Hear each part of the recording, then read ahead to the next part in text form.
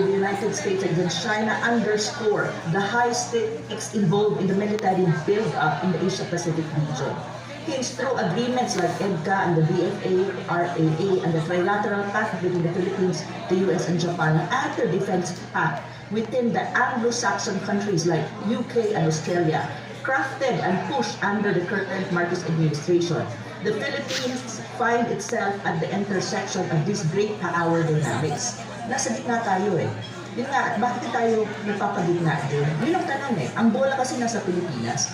Why do you have to be in the middle of all this great power rivalries? Hindi naman natin yan.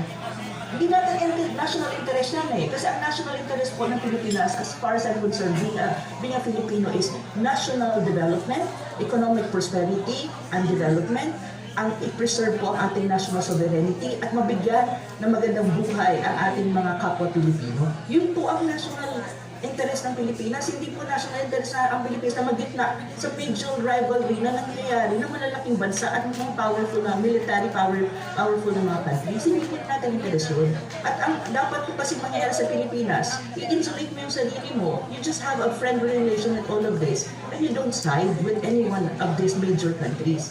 Maganda relasyon, nasa gitna ka lang, just do your game na, alam mo, maganda yung relasyon mo at wala kang kinikilingan at wala kang inaapakan na interest din ng mga major countries. Yun dapat as the same as other ASEAN countries are doing.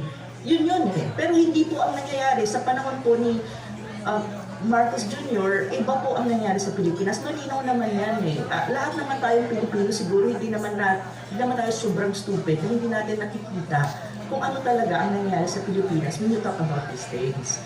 So the strategic calculus for Philippines becomes all the more complex because of these things. Aligning closely with the United States offers